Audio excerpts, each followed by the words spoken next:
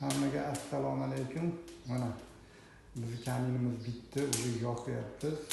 Sinovdan o'tyapti kamin. Yonishlari juda ham go'zal. Xudo xohlasa ishlashlari ham zo'r. Menimcha o'ta chiroyli kamin chiqdi. Bu kamin mana shu ikki yonga o'tirib olib, qanaqa ovozlarni eshitib, ruhiy dam oladigan asosan. Ham qishda maza qilib gaplashib, bir oshna-oynalar bilan kamin atrofida gaplashib o'tirganda meni ham chiroyli nima bo'ladi. Odamga diliga yegadigan bo'lib, kattagina kamin tushdi lekin. Mana shu uyimizga.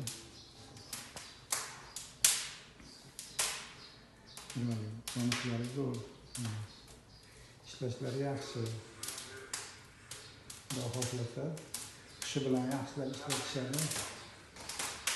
Meni ham zo'r bo'lib qoladi. Kimga shunaqa kaminlar yoqsa, kim shuni xohlasa, mana shunaqa kamin qildirishni xohlasa, shu beramiz. Har xil variantlarda. Ammo ikki chekkasida polkalar tushadigan joylar bor. Mana bu, mana yerga,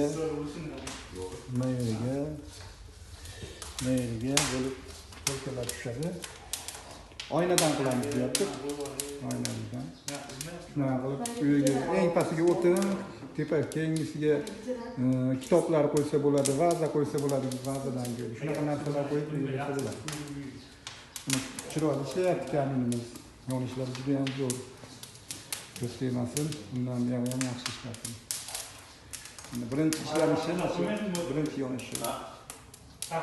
Birinchi yonishda shunchalik ishlayaptimi, demak keyingilarda bundan ham yaxshi ishlash bo'ladi. Ha, tortishi yaxshi.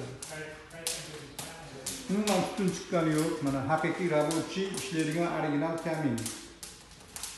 Mana shu uylarda ishlatyapti. Ustiga yaxshigina boryapti. Qiziqqanlarga qilib beramiz, chiroyli qilib beramiz. Bu yerga dim degan narsa yo'q, dim boshqa degan narsalar yo'q. O'tinni unaqa ko'p tashlab yubormaydi, to'rtta tashlab ishlatiladi. Bunda.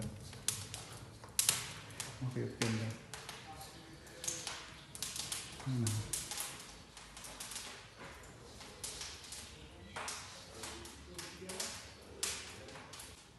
Mana yonishlari juda ham zo'r. Mana bu zanjir zaslonka bo'ladi.